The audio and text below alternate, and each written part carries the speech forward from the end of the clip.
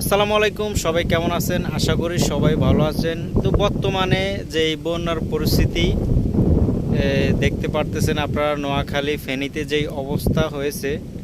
তো অনেকে আমাকে ফেসবুকে বা বিভিন্ন এই কলে হোয়াটসঅ্যাপ যোগাযোগ করতেছে যে আমাদের ভোলাতে কি অবস্থা, ভোলা এখন কি অবস্থাতে আছে, ভোলা কি আসলে পানি কতটা বাড়ছে সেটা কিন্তু অনেকে জানতে চাইতেছে। কারণ ভোলার চারপাশে কিন্তু নদী এবং ভোলা অনেকটা নেস।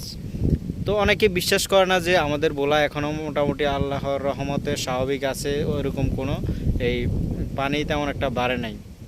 অনেকে কিন্তু বিশ্বাস করতেছে না। অনেকেরকে আমি ভিডিও কলে দেখাইছি যে এখনও আলহামদুলিল্লাহ আল্লাহর রহমতে এখনও স্বাভাবিক আছে। কিন্তু আজকে হঠাৎ এই গত দু একদিন হলো আমরা ফেসবুকে দেখতেছি আমাদের আশেপাশে যে বেরি আছে, বেরির উপরে পানি উঠে গেছে এবং বেরি অনেকটা ভেঙে গেছে, এরকম আমরা নিউজ পাইতেছি ফেসবুকে।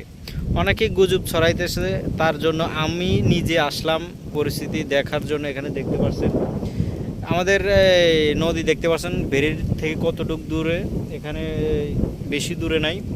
এবং দেখতে পাচ্ছেন নদীর যেই পাহাড় রয়েছে সেটাও কিন্তু এই অনেকটা ভেঙে গেছে। দেখতে পাচ্ছেন, আমি আপনাকে দেখাচ্ছি, এখানে অনেক দূর পরিমাণ পর্যন্ত বেরি অর্ধেক ভেঙে গেছে।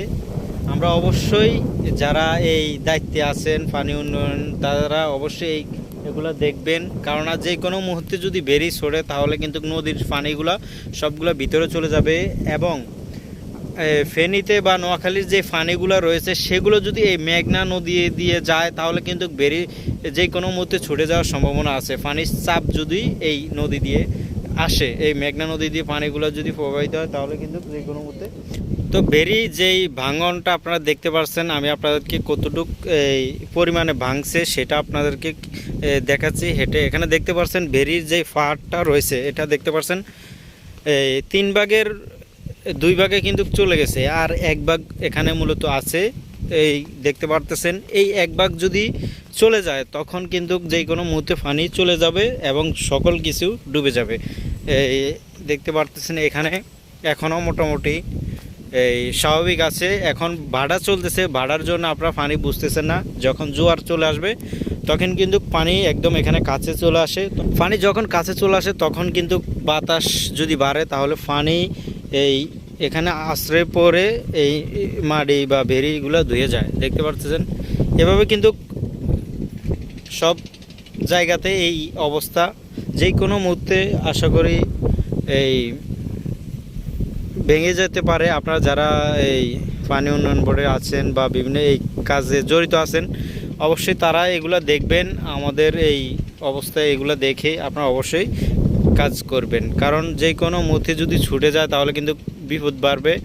তখন কিন্তু কার কাজে আসবে না যে পানির কীভাবে ঠেকাবেন বা পানি ঠেকানো কি করবেন। আপনারা অবশ্যই আগেভাগে কাজগুলো করবেন। দেখতে পাচ্ছেন আমি এখানে জুম করে দেখাচ্ছি, যতটুকু দেখতে পাচ্ছেন ততটুকু কিন্তু একই অবস্থা।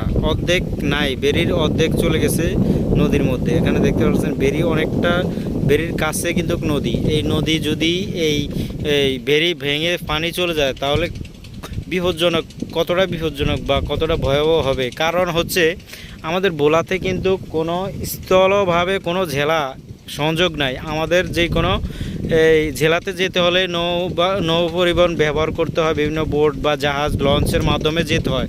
তো কতটা ভয়ঙ্কর হতে পারে যদি আমাদের ভোলাতে ওইভাবে পানি ঢোকে, আশা করি সবাই বুঝতে পারছেন। এই হচ্ছে আমাদের ভোলা জেলার বর্তমান আপডেট খবর। আপনারা অবশ্যই শেয়ার করতে পারেন এবং ভিডিওটি ভালো লাগলে অবশ্যই লাইক করতে পারবেন। ধন্যবাদ সবাই।